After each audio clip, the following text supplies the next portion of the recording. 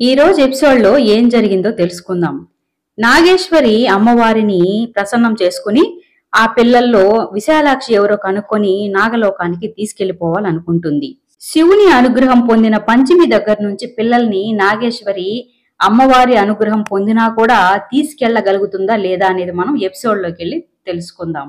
ఈ రోజు ఎపిసోడ్ లో అయితే పంచమి, మోక్ష తమ పిల్లల్ని తీసుకుని సుబ్రహ్మణ్యేశ్వర స్వామి గుడికి వెళ్తారు. పిల్లలు ముందు పరిగెడుతూ గుడి లోపలికి వెళ్లిపోతారు. పంచమి ఆగండమ్మ అంటూ వెనకన్నే వెళ్తున్నా కూడా పిల్లలు పరిగెత్తుకుంటూ కనిపించకుండా వెళ్లిపోతారు. పంచమి చుట్టూ వెతుకుతూ ఉంటే అంతలోపల మోక్ష వచ్చి ఏమైంది అని అడిగితే పిల్లలు కనిపించట్లేదని చెప్తుంది. ఇక ఇద్దరు చెరో వైపు చేరి వెతుకుతూ ఉంటారు. ఆ గుడిలోని ఒక నాగ సాధువు జపం చేసుకుంటూ ఉంటే ఆ పిల్లలు అక్కడికి వెళ్లి ఆ సాధువుని చూస్తూ అలాగే అతను ఏమంటున్నాడా అని గమనించి ఓం నమ శివాయ అంటున్నాడు అని పిల్లలు కూడా అతని ఎదురుగా కూర్చొని ఓం నమ శివాయ అంటూ ఉంటారు. సాధువు చేతిలో ఉన్న జపమాలను చూసి మనం కూడా దాన్ని తీసుకుందామా అని అతని చేతిలోని జపమాలను లాగడంతో అది తెగిపోతుంది. సాధువుకి కోపం వస్తుంది. కోపంతో పిల్లల్ని చూస్తూ ఉంటాడు. అంతలో పంచమి పరిగెత్తుకుంటూ వచ్చి ఏమైంది స్వామి అని అడగడంతో మీ పిల్లలు నా శివ దీక్షను భంగం చేశారు, పిల్లలైనా పెద్దలైనా శిక్ష తప్పదు అని అంటూ ఉంటే పంచమి నాగసాధువును వేడుకుంటూ ఉంటుంది. క్షమించండి స్వామి, నేను కూడా శివభక్తురాలినే, ఆ స్వామి తెలియక చేసిన తప్పును క్షమిస్తాడు అని తను నచ్చచెప్పడానికి ప్రయత్నం చేస్తూ ఉంటుంది.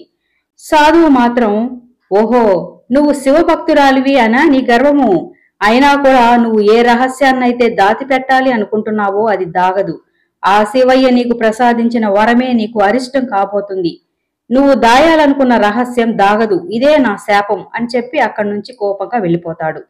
ఇక పంచమి స్వామిని వేడుకుంటూ ఉన్నా కూడా అతను వెళ్లిపోవడంతో తను అక్కడే కూలబడిపోయి బాధపడుతూ ఉంటుంది. మోక్ష ఓదారుస్తూ బాధపడకు పంచమి, నీకు ఆ శివయ్య అండ దండిగా ఉంది, భయపడకు, ఈ రుద్రాక్షలు ఆ శివయ్యే నీకు పంపించాడు అనుకో అని చెప్పి పిల్లలు మోక్ష ఆ రుద్రాక్షలన్నీ కూడా ఏరి పంచమి కొంగులో పోస్తారు. తర్వాత వాళ్ళు అక్కడి నుంచి ఇంటికి వచ్చేస్తారు. నాగేశ్వరి విషయానికి వస్తే తను అమ్మవారికి పూజలు చేసి ఆరాధించి తన అనుగ్రహాన్ని పొందుతుంది. అమ్మవారు ప్రత్యక్షమై ఇలా చెప్తుంది, ప్రతి పౌర్ణమి నాడు ఆ పాపలో పాము లక్షణాలు కనపడుతూ ఉంటాయి, అప్పుడు గాని మీరు గుర్తించగలిగితే నాగలోకానికి తీసుకురావచ్చు అని చెప్పి ఆ అమ్మవారు మాయమైపోతుంది. పౌర్ణమి రానే వస్తుంది. నాగేశ్వరి ఆ పిల్లల్లో ఎవరు తమ మహారాణో కనుక్కుని నాగలోకానికి తీసుకురావడానికి బయలుదేరుతుంది. పంచమి పిల్లల గదిలో ఉంటుంది. పౌర్ణమి గడియలు మొదలవడంతో ఆ పౌర్ణమి నేరుగా కిటికీలో నుంచి నిద్రపోతున్న పిల్లల మీద పడుతుంది. అది చూసి పంచమి ఒక్కసారిగా షాక్ అయిపోతుంది.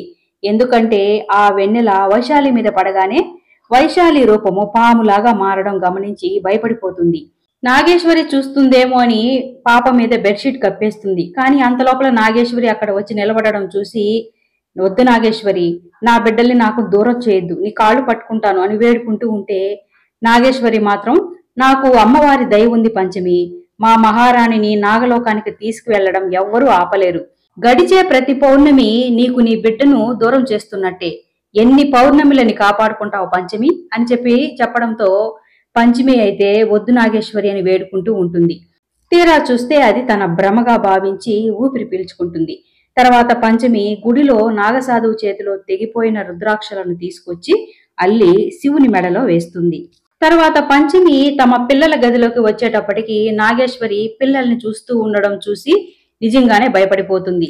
ఇక నువ్వు తప్పించుకోలేవు పంచమి, నువ్వు శివుని అనుగ్రహం పొందితే నేను అమ్మవారి అనుగ్రహం పొందాను, నీ పిల్లల్ని నువ్వు కాపాడుకోలేవు, గడిచే ప్రతి పౌర్ణమి నీ పిల్లలకు ఒక గండం లాంటిదే, జరగాల్సింది జరిగి తీరుతుంది, ఆ సాధువుకి కోపం రావడానికి కారణం కూడా నేను అమ్మవారి అనుగ్రహం పొందడం వల్లే, ఇక నీ పిల్లల మీద నువ్వు ఆశ వదులుకో, వాళ్ళు నాగలోకానికి రాక తప్పదు అని చెప్పడంతో పంచమి అయితే అలా జరగదు, జరగనివ్వను, ఆ శివయ్య నన్ను మోసం చేయడు అని అంటూ ఉంటుంది.